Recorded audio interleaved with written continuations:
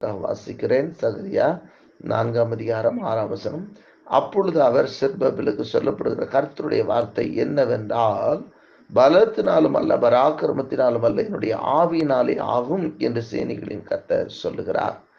கர்த்தருடைய வார்த்தை சொல்லுகிறது, பலத்தினாலும் அல்ல, பராக்கிரமத்தினாலும் அல்ல, என்னுடைய ஆவியினாலே ஆகும் என்று சேனைகளின் கர்த்தர் சொல்லுகிறார் என்று சொல்லி இன்றைக்கும் கர்த்தருடைய வார்த்தை சொல்லப்பட்டிருக்கிறது. இந்த நாளிலும் கூட சில நிலங்களிலே பலம் இருக்கலாம், பராக்கிரமம் இருக்கலாம். ஆனாலும் காரியங்கள் செயல்பட வேண்டும் என்றால் தேவனுடைய ஆவியானவர் நமக்கு தேவை. பலத்தினாலும் அல்ல, பராக்கிரமத்தினாலும் அல்ல, அது தேவனுடைய ஆவியினாலே தான் ஆகும் என்று சொல்லி ஆண்டுடைய வார்த்தை சொல்லுகிறது. ஆகவே நாம் கர்த்தருக்கு மகிமை உண்டாகட்டும். ஆண்டவர் நமக்கு கொடுக்கிற தேவ ஆவியின் பலத்தை நாம் பெற்றுக்கொள்ள வேண்டும். கர்த்தருக்கு மகிமை உண்டாகட்டும். இந்த ஒரு காரியத்தை செய்வதற்கு தேவ ஆவியின் பலன் நமக்கு அவசியம். ஆகவே தான் இங்கேயும் பார்க்கிறோம். இங்கே ஒரு ஆலயத்தை கட்டுகிற காரியங்களை குறித்து நாம் வேதத்தில் பார்க்குறோம். அங்கே செருபாபேலுக்கு ஆண்டவர் சொல்லுகிற வார்த்தை, இதுவும் பலத்தில் கட்ட போறதில்ல, பராக்கிரமத்தில் அல்ல, கர்த்தருடைய ஆவியினாலே அதையெல்லாம் செய்து முடிக்க முடியும் என்று சொல்லி அங்கே சொல்லப்படுவதை பார்க்கிறோம். இன்றைக்கும் சில நேரங்களிலே நம்முடைய பலத்தை பயன்படுத்தி பார்ப்போம், நம்முடைய பராக்கிரமங்களை பயன்படுத்தி பார்ப்போம். பலமும் பராக்கிரமும் தோற்று போகும். ஆனால் கர்த்தருடைய ஆவியானவர் கிரியை செய்ய தொடங்கிவிட்டார் என்று சொன்னால், அதற்கு முன்பாக, கர்த்தருடைய ஆவியானவருக்கு முன்பாக எல்லாம் தோற்று போகும். அது மனுஷீக பொய் பலமா இருக்கலாம், அல்லது அதிகாரத்தின் பலமா இருக்கலாம், அல்லது ஆட்சியாளர்களுடைய பலனா இருக்கலாம், அல்லது அந்தகார கிரிகளுடைய பலமா இருக்கலாம். எதுவா இருந்தாலும் சரி, அவருடைய வல்லமைக்கு முன்பாக எந்த ஒரு வல்லமைக்கும் அதிகாரம் கிடையாது. கர்த்தர் எதுவும் ஜெயிக்க முடியாது. அவரே வல்லமையில் பெருத்தவர், அவரே மகிமையானவர். அவருக்கு முன்பாக ஒன்றும் எந்த ஒரு காரியத்தை தடை செய்து விட முடியாது. அவர் செய்ய நினைச்சிட்டார்னா அந்த காரியத்தை யாராலும் தடை செய்ய முடியாது. அவர் சொல்றார், நான் செய்ய நினைத்த தடை செய்பவன் யார் என்று சொல்லி ஆண்டவர் சொல்கிறதை நாம பார்க்கலாம். ஆண்டவருடைய வார்த்தை அவர் கேட்பார், நான் செய்ய நினைத்த தடை செய்பவன் யார் என்று சொல்லி. கர்த்தர் தேவரின் சகலத்தையும் செய்ய வல்லவர் என்று சொல்லி ஆண்டவருடைய வசனத்தை நாம் பார்க்கிறோம். மாத்திரமல்ல, அவர் தடைகளை நீக்கி போடுகிற தேவன் என்று சொல்லி பார்க்கிறோம். நாளிலும் கூட எந்த ஒரு காரியத்தையும் தேவனுடைய ஆவியின் பலத்தை சார்ந்து கொள்வோம், அப்பொழுது காரியங்கள் வாய்க்கும்.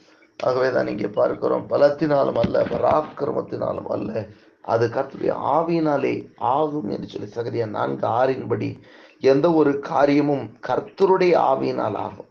நம்ம பலத்துல முடியலையா, நீங்க தேவ ஆவியினால சார்ந்து கொள்ளுங்கள். நீங்க எவ்வளவு பெரிய பலசாலியா இருந்தும் செய்ய முடியாதது, எவ்வளவு பெரிய பராக்கிரமசாலியா இருந்தும் செய்ய முடியாதது, தேவ ஆவியை சார்ந்தவர்கள், தேவனுடைய ஆவியின் பலத்தோடு கூட செல்லுகிறவர்கள் அதை எளிதாக முறியடித்து விடலாம், எளிதாக சுதந்திரித்து விடலாம், எளிதாக அந்த காரியத்தை செய்து முடித்து விடலாம். ஆகவே தான் சொல்லுகிறார், பலத்தினாலும் அல்ல, பராக்கிரமத்தினாலும் அல்ல, கர்த்தருடைய ஆவியினாலே ஆகும் என்று சொல்லி. இன்றைக்கும் உங்களுடைய காரியங்களிலே நீங்கள் உங்களுடைய பலம், உங்கள் பராக்கிரமம் எல்லாம் பயன்படுத்தியும் அந்த காரியம் ஆகலையா, இன்றைக்கு தேவ ஆவியின் பலத்தை சார்ந்து கொள்ளுங்கள், தேவனை சார்ந்து கொள்ளுங்கள், தேவனுடைய ஆவியின் பலத்தோடு போங்க.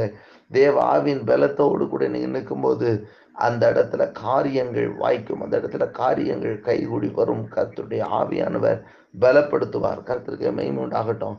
எனக்கு நிறைய பேருடைய மாம்ச முயற்சியில, நிறைய பேருடைய பலவிதமான அதிகாரங்கள், பலவிதமான முயற்சிகள்ல தோற்று போய் இருக்கிறதை பார்க்க முடிகிறது. அந்த தோற்று போன சூழ்நிலைகள் மாற வேண்டும் என்று சொன்னால், அந்த தோல்வியின் சூழ்நிலைகள் மாற வேண்டும் என்று சொன்னால் தேவ ஆவியானவர் தேவை. தேவ ஆவியானவர் அந்த இடத்துக்கு வந்துட்டார்னா, தேவ ஆவியானுடைய அசைவாடுதல் வந்து விட்டது என்று சொன்னால், தேவ ஆவியானவர் கிரியை செய்ய தொடங்கிவிட்டார் என்று சொன்னால், அந்த இடத்துல எந்த ஒரு காரியமும் அவருக்கு முன்பாக நிற்க முடியாது. எல்லா தடையும் உடையும், எல்லா காரியமும் கைகூடி வரும். காரியங்களை வாய்க்க பண்ணுகிற கர்த்தர் கூட இருந்து வாய்க்க பண்ணுவார். சத்துரு வெள்ளம் போல வரும்பொழுது கர்த்தருடைய ஆவியானவர் ஜெயக்குடி ஏற்றுவார், மகிமையான காரியங்களை செய்வார், மகத்துவமான காரியங்களை செய்வார். அவர் மகிமையை மகத்துவத்தை காண செய்து சந்தோஷப்படுத்துவார். நாம் கூட இன்றைக்கும் கூட ஆண்டவருடைய சமூகத்தில் நம்ம சார்ந்து பண்ணுவோம். ஆண்டவரே, ஒருவேளை எங்க மாம்ச புய பலத்தை நம்பி, எங்களுடைய அல்லது நாங்கள் பராக்கிரமத்தை நம்பி நாங்கள் செயல்பட்டு முயற்சித்து நாங்கள் தோற்று போயிருக்கிறோம். ஆண்டவர், இன்றைக்கும் கூட எங்களை நாங்கள் முழுவதுமாக அர்ப்பணிக்கிறோம். உம்முடைய ஆவியின் பலத்திற்கு எங்களை நாங்கள் விட்டு கொடுக்கிறோம். ஆண்டவரே, உங்களுடைய ஆவியினாலே காரியங்களை கர்த்தர் வாய்க்கப்பட முடியாது. நாங்கள் ஜெபிக்கிறோம்னு சொல்லி ஒப்புக் கொடுப்போம். கர்த்தர் நம்மை ஆசீர்வதிப்பார். கர்த்தர் காரியங்களை வாய்க்கப்படுவார்.